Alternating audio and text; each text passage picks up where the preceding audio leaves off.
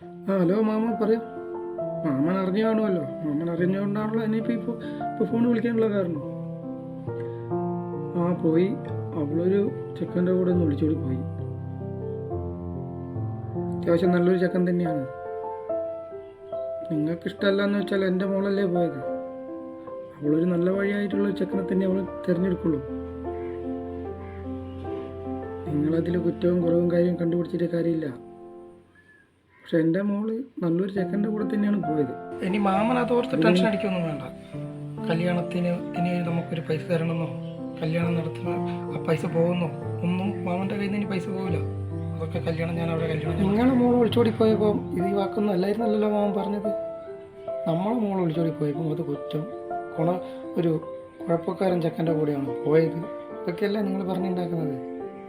അത്യാവശ്യം നല്ലൊരു ചെക്കൻ്റെ കൂടെ തന്നെയാണ് എൻ്റെ മോള് പോയത്. അതെനിക്ക് നല്ലോണം അറിയാം. മാമൻ അതോർത്ത് ടെൻഷൻ അടിക്കണ്ട. അമ്മയനോടും കൂടി പറഞ്ഞേക്കേ മാമൻ. എൻ്റെ മോള് നല്ലൊരു ചെക്കൻ്റെ കൂടെ തന്നെയാണ് പോയത്. ചെക്കന് നല്ല IT കമ്പനിയിൽ ജോലിയുണ്ട്, അത്യാവശ്യം മാസം ശമ്പളമുണ്ട്. അതുകൊണ്ട് നമുക്ക് പേടിക്കാനില്ല. ഇനി എത്രയും പെട്ടെന്ന് അവരെ കണ്ടുപിടിച്ച് വീട്ടിലോട്ട് കൊണ്ടുവന്ന് ആ ഒരു വിവാഹം ഞാനങ്ങ് നടത്തി കൊടുക്കും. അവർ ഓളെ ഇഷ്ടമുള്ളടുത്ത് ചെക്കൻ്റെ വീട്ടിലോ ഇല്ലെങ്കിൽ എവിടെയോ ഇഷ്ടമുള്ളടുത്ത് അവർ സ്വന്തം താമസിച്ചോട്ടെ. അത്യാവശ്യം ജീവിക്കാനുള്ള വരുമാനമൊക്കെ ഉണ്ടോ മാമു ചെക്കന്. മാമനൊരു കാര്യം ആലോചിക്കണം. മാമനും വളർന്നു വരുന്ന ഒരു പെൺകുട്ടിയും കൂടിയുണ്ട്.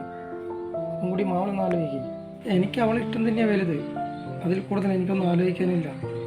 അതിന് ഒരു കാര്യവും എനിക്ക് ചിന്തിക്കണ്ട. അവളെ ഇഷ്ടം എന്താണോ അത് നടക്കട്ടെ.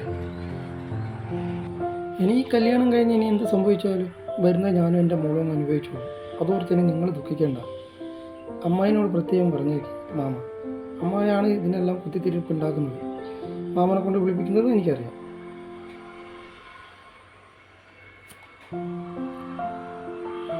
ഓ ശരി മാമൻ പറയുന്നതൊക്കെ എനിക്ക് മനസ്സിലാവുന്നുണ്ട്. സ്വർണ്ണമെല്ലാം നമുക്കറിയാം. ഒരു തരി സ്വർണ്ണമൊക്കെ ഇല്ല. അത് ഞാൻ ചെയ്തു കൊടുത്തോളൂ.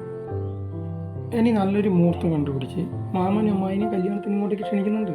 കല്യാണം വന്ന് കൂടി ഭക്ഷണം കഴിച്ച് പായസം കുടിച്ച് നല്ല സന്തോഷത്തോടേക്ക് മാമൻ പിന്നെ പിരിയാം. ഇതിൽ കൂടുതൽ മാമനോട് എനിക്കൊന്നും പറയാനില്ല. ഇനി അവിടെ വന്ന് കല്യാണ സഭയിൽ വന്നിട്ട് കുത്തിത്തിരിപ്പ് ഉണ്ടാക്കാൻ നിൽക്കരുത് മാമൻ. പിന്നെ അത്യാവശ്യ സ്വർണ്ണമൊക്കെ ഞാൻ കരുതി വെച്ചിട്ടുണ്ട്. ഒന്നും ഇല്ലയെന്നില്ല, എല്ലാ സ്വർണ്ണവും കുറച്ച് അത്യാവശ്യത്തിനുള്ള സ്വർണ്ണം അവൾക്ക് വേണ്ടി ഞാനിവിടെ വെച്ചിട്ടുണ്ട്. ഞാൻ കല്യാണത്തിന് അവൾക്ക് ഞാൻ കൊടുക്കും.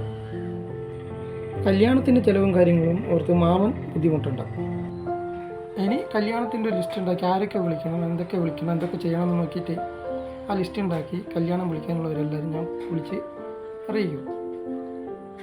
എനിക്കിനി ഒന്നും ആലോചിക്കാനില്ല മാമ. ഇത് ഞാൻ നടത്തും. നടത്തുമെന്ന് പറഞ്ഞാൽ നടത്തും. എൻ്റെ മോളെ ഇഷ്ടമാണ് എനിക്ക് വലുത്. അടുത്ത മുഹൂർത്തത്തിൽ തന്നെ കല്യാണം നടത്തും. മുഹൂർത്തം നോക്കി നല്ലൊരു ദിവസം തന്നെ അവരെ കല്യാണം നടത്തും.